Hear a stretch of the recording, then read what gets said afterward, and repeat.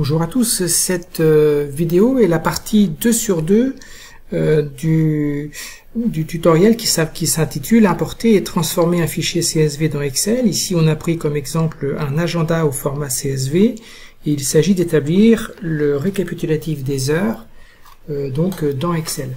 Donc ici vous avez dans la description de cette vidéo, vous avez le lien vers la partie 1 sur 2 de ce didacticiel, ce tutoriel.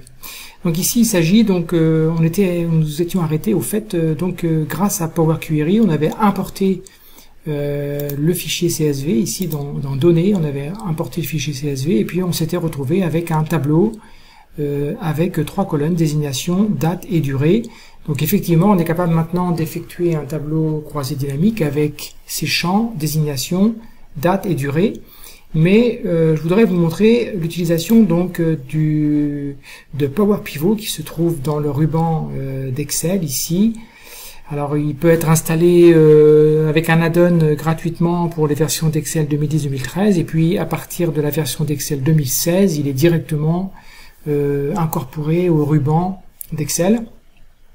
Alors pourquoi utiliser Power Pivot? Parce que ça va permettre de calculer des champs supplémentaires assez facilement et de pouvoir utiliser ces champs dans des tableaux croisés dynamiques.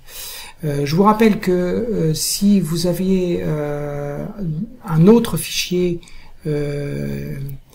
agenda au format CSV, il suffira ici de revenir dans la requête, de faire modifier et puis vous pourriez ici dans la source changer de fichier CSV et puis de relancer cette requête là et de faire fermer et charger.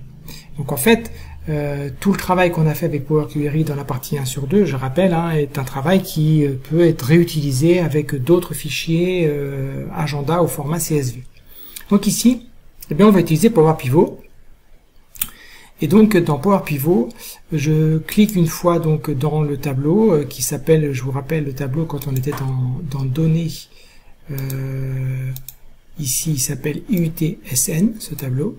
Et bien ici on va aller dans Power Pivot et puis on va cliquer ajouter au modèle de données.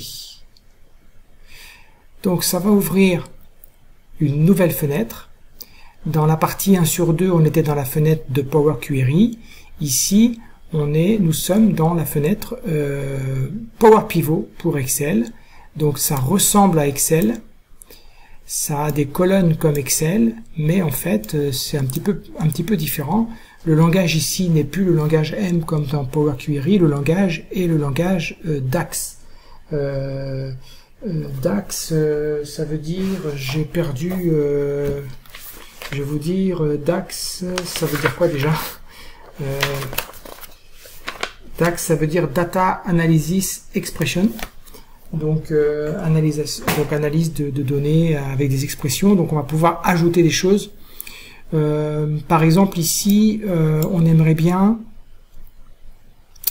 Vous voyez ici, il y a des cours qui concernent donc TD, DUT2, DUT2, etc.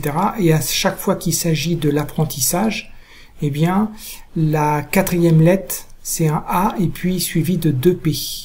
À chaque fois qu'on a l'apprentissage, vous voyez TD ou TP apprentissage, c'est à chaque fois la 4e lettre qui est le mot qui désigne un cours qui a été fait par les apprentis. Donc, ce qui serait intéressant ici, c'est de pouvoir faire un état des cours pour l'apprentissage et des cours pour les étudiants qui sont en formation initiale. Donc ici on pourrait donc ajouter une colonne, je vais double-cliquer et je vais faire apprentissage. Alors qu'est-ce qu'on va faire ici? On va donc ici voilà, il a mis à jour cette colonne qu'il appelle apprentissage. Ici on va aller rechercher dans la colonne désignation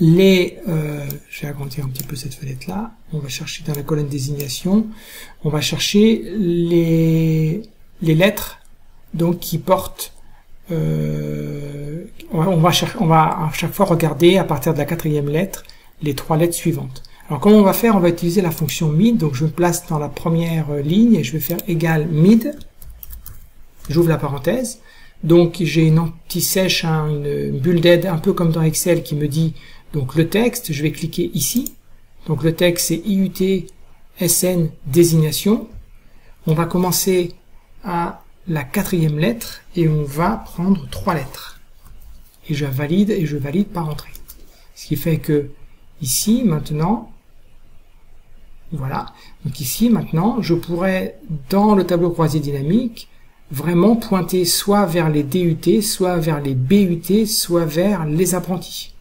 Il y a même ici LP pour licence professionnelle, donc on pourra pointer comme ça. Alors ça on aurait pu le faire dans Excel bien entendu, mais ça évite d'alourdir le tableau initial. Ici on a plus de 200 lignes, imaginez qu'on ait 200 ou 300 1000 lignes, ça évite d'alourdir le tableau initial. En fait on va faire ces calculs-là dans Power Pivot et on va ensuite lui demander, vous voyez ici, de créer un tableau croisé dynamique. En fait le tableau croisé dynamique ne sera pas fait à partir du tableau que vous avez vu dans Excel au tout début de la vidéo, mais il sera fait à partir des données qui ont été calculées ici dans Power Pivot. Donc ici, apprentissage, qu'est-ce que je pourrais faire d'autre aussi?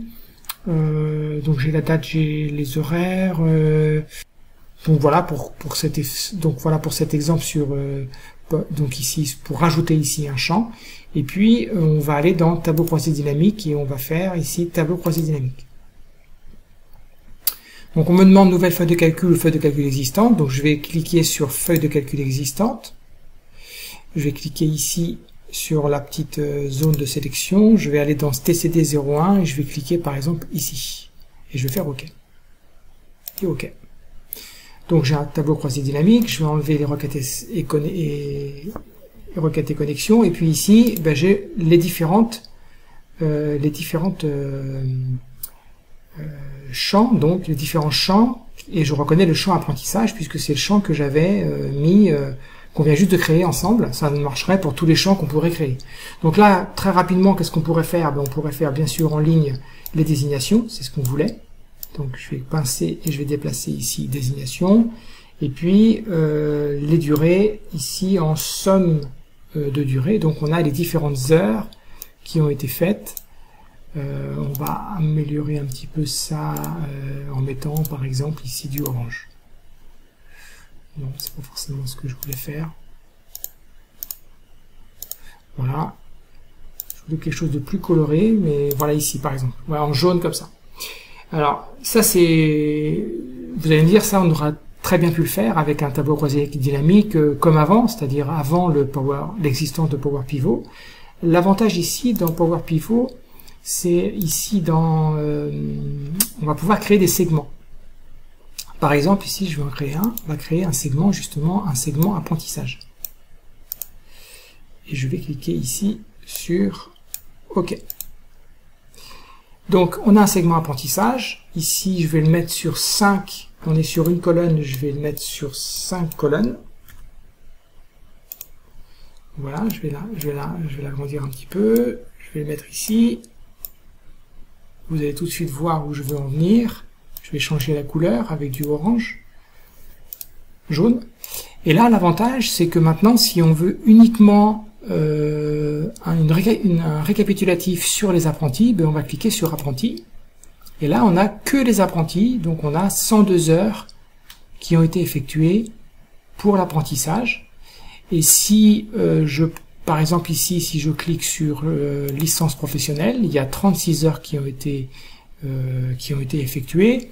Puis si je clique ici sur sélection multiple, et donc si je veux le DUT et le BUT, eh bien j'ai un total ici de 428 heures avec les différentes durées. Je vais revenir sur les apprentis, je vais désélectionner ici, voilà, pardon, apprentis, voilà. Et on pourra mettre les dates également. Donc si j'arrive ici sur les dates, hop, voilà. Alors date, oups, pardon, j'ai le truc qui a disparu. j'ai donné, je reviens dans le tableau, pardon, voilà. Donc j'ai les différentes dates qui sont apparues. Il y a pas mal de choses qui sont apparues. Si vous regardez bien, ici on a date année, date trimestre, date mois. Alors j'ai pas forcément besoin de tout, mais on pourrait pas forcément prendre des trimestres. Je les enlève. On pourrait prendre que les mois. Donc qu'est-ce qui se passe ici? En fait, on a que les mois. Et puis date année, je les laisse. Et on pourrait, si j'enlève les dates année, qu'est-ce qui se passe? Ben, en fait, on n'aura que les mois avec les dates pour les différents mois. On pourrait aussi créer un segment avec ces dates-là. Ici. Chaque fois, je reviens sur le tableau, ici. Donc, si on crée un segment sur ces dates-là, donc je vais faire ici création, analyse, insérer un segment, et on pourrait faire un segment sur les mois. Et je fais OK. Si je fais un segment sur les mois, alors, on remarque qu'il y a des choses en zone grisée. Je vais encore le faire ici. J'ai 2, 4, 6, 7, 8, 9, 10. J'ai 10 mois, donc je vais faire 10 ici. Voilà.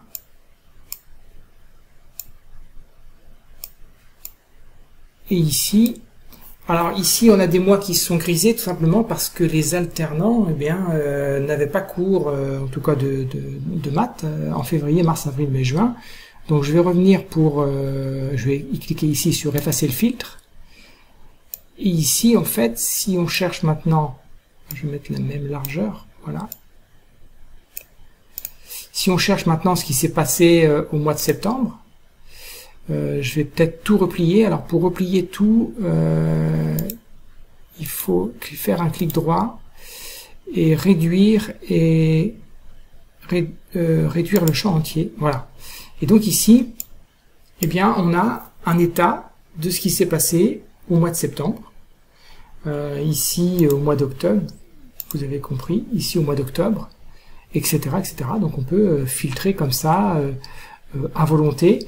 Si vous voulez filtrer davantage, eh bien en fait, il faut rajouter des champs au niveau de Power Pivot. Alors on va revenir dans Power Pivot, je vais vous montrer comment ça marche. Donc pour revenir dans Power Pivot, il suffit de cliquer sur le ruban Power Pivot et de cliquer sur Gérer. Là on voit qu'il y a des champs qui ont été ajoutés. Le fait qu'on ait appelé le champ date, c'est vrai qu'il a ajouté un champ trimestre. Il a l'index des mois, d'accord. Et ici, ben, on pourrait trier encore en trimestre, pourquoi pas. Enfin, on pourrait rajouter des choses. On pourrait rajouter, par exemple, là l'index des mois, c'est months date. Qu'est-ce qu'on pourrait faire? On pourrait dire, voilà, le semestre, c'est seulement si les mois sont compris entre le premier semestre et le semestre 3, c'est des mois compris au sens large 9, 10, 11, 12. D'accord? Donc on pourrait ici mettre, rajouter une colonne. Donc le titre, ça serait semestre. Donc si on est, voilà, donc on a une nouvelle colonne qui s'appelle semestre, et on est, si l'index des mois est compris donc entre 9 et 12, on est en semestre S1 ou S3, ce qui fait qu'on pourra afficher ensuite les semestres S1 ou S3. Donc qu'est-ce qu'on va faire? On va insérer une formule. Ici on va dire, donc en langage DAX, on va dire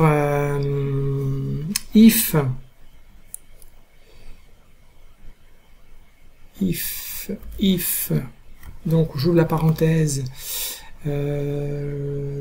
donc ça va être un AND, donc c'est un et AND, j'ouvre encore une parenthèse, donc il faut qu'à la fois que la date index, ici je clique sur UTSN, date index des mois, soit supérieure ou égale à 9, point virgule, mais aussi que cette date index des mois soit inférieure ou égale à 12, c'est-à-dire les mois 9, 10, 11, 12, ce sont les mois qui correspondent au semestre S1 ou S2.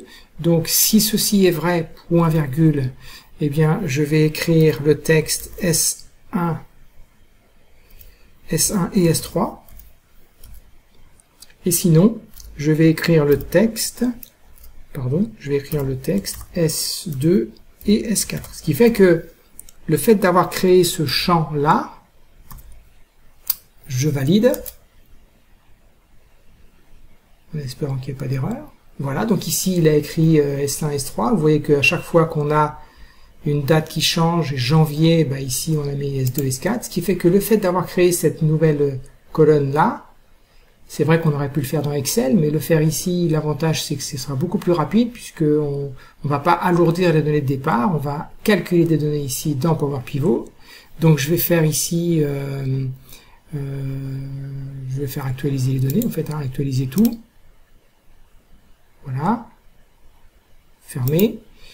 Et quand je vais revenir, je fais fermer, voilà. Et quand je vais revenir dans la fenêtre ici, eh bien, vous remarquez que à droite, j'ai un nouveau champ qui est le champ semestre. C'est-à-dire, vous voyez très bien où je veux en venir, je vais y faire ici dans Analyse, insérer un segment, et je vais insérer le segment semestre, ce qui fait que maintenant, eh bien, on pourra interroger le tableau en fonction des semestres. Donc là, je vais décocher ici le champ, et puis, je vais peut-être changer la couleur, je vais mettre du vert, les semestres en vert, et bien là je peux lui dire qu'est-ce qui s'est passé au semestre S1 et S3. Donc j'ai l'ensemble des semestres S1 et S3, mais je peux dire aussi que pour les apprentis, voilà, voilà, donc alors, bien sûr, attention, que pour les apprentis S1 et S3, vous voyez que janvier, février, mars, avril, mai, juin se décoche, d'accord, et ça a coché automatiquement septembre, octobre, novembre, décembre. Autrement dit, vous remarquez que il y a un segment semestre qui va jouer sur le segment date mois. Ben oui, c'est logique puisqu'il y a une formule qui dit attention, il faut que ce soit les mois 9, 10, 11, 12. Et puis bien sûr, si je clique sur le semestre S2, S4, eh bien j'ai l'ensemble des cours de S2 et de S4. Et puis bien sûr, S2, S4, c'est janvier, février, mars, avril, mai, juin. Cette fois-ci, c'est septembre, octobre, novembre, décembre qui sont décochés.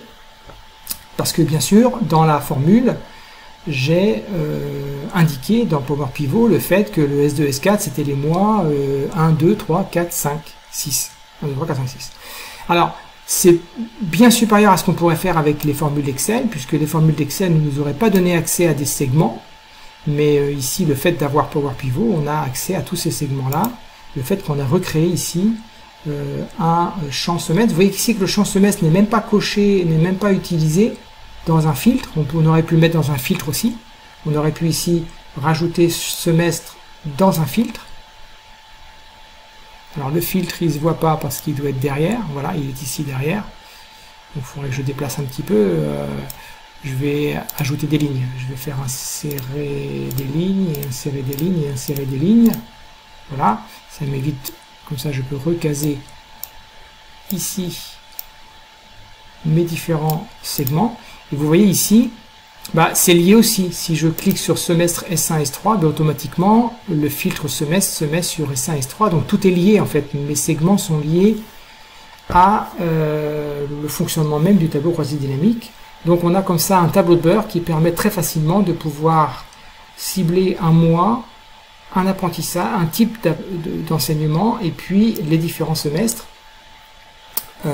Donc un véritable tableau de bord grâce en fait à l'utilisation de Power Pivot.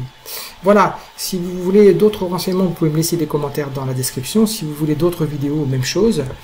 Voilà donc pour cette utilisation de Power Pivot qui me semble être un outil vraiment très pratique et très utile pour mettre en place des tableaux de bord. Il me reste à vous souhaiter une excellente journée et je vous dis à très bientôt.